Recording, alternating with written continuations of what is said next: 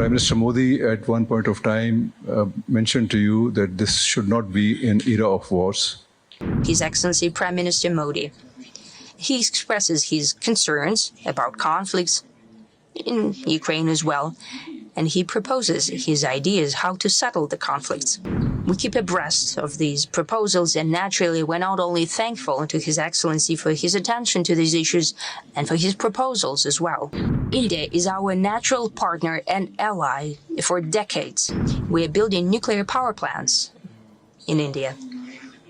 We have tremendous respect for the idea of Prime Minister Modi. We're not simply selling to India.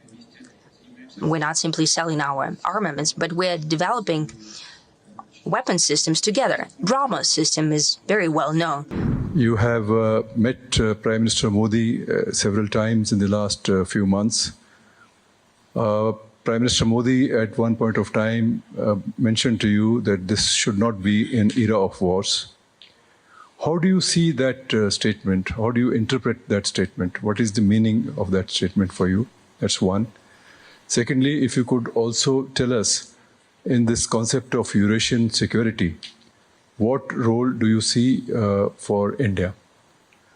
And thirdly, in this changed geopolitical environment, and you also mentioned about the importance of civilizations, civilization values, Russia being a civilization state, India being a civilization state, what are the new areas in which India and Russia can work together? India is our natural partner and ally for decades. It has been so for decades, and I think everyone knows fully well what kind of role was played by the Soviet Union and Russia in India acquiring its independence, the way we supported the Indian nation for decades. Throughout that time, we've built a unique, in its quality and level of trust, relations with the Indian nation. And I can say directly, in this case, and the way we feel and the way we understand coming from our Indian friends, there is an overall national consensus about the development of relations with Russia, with our country. And using this basis, we're developing our relations with India in all dimensions. That applies to the economy.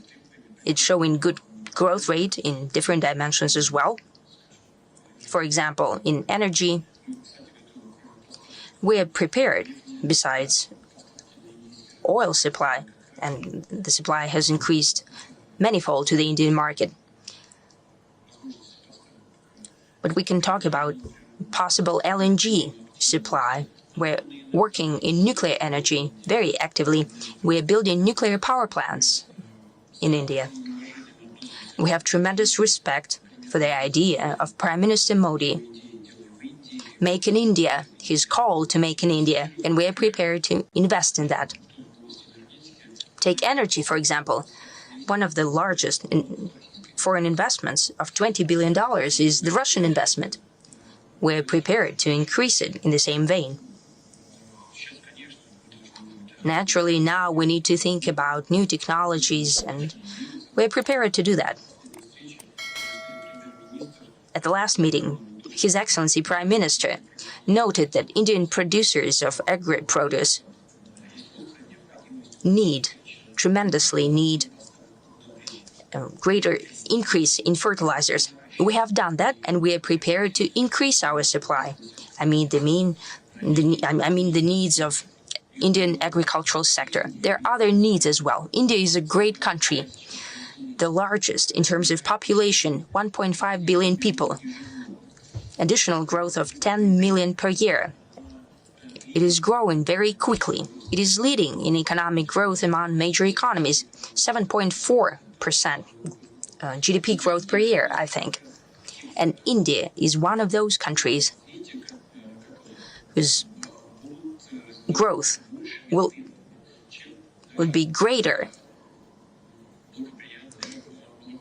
than even well-developing countries of today. Therefore, our vision of what and how and in what spheres and at what speed of development in our relations, it is all proceeding from the reality of today. And the reality is that our cooperation is increasing manifold. Maybe our trade is not as high as with China, but it's almost $60 billion at 58 and something. And it's increasing every year. This year, over the past 9 months of this year, we see the same trend. As for solving most acute crises, we are very thankful and we have great respect for the ideas of His Excellency Prime Minister Modi. He expresses his concerns about conflicts in Ukraine as well, and he proposes his ideas how to settle the conflicts. Naturally, we keep abreast of these proposals, and naturally we're not only thankful to His Excellency for his attention to these issues and for his proposals as well, for the fact what he's doing in this regard. In general, I think that our relations with India we're developing at a high rate, and we have every reason to believe that using the groundwork that we have laid before will show even greater rate of development than today. Incidentally, it is traditionally known that we have good relations in security and military and technical cooperation. Look at how much Russian equipment is in Indian army.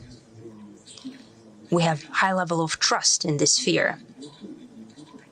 We're not simply selling to India. We're not simply selling our armaments, but we're developing weapon systems together. BrahMos system is very well known.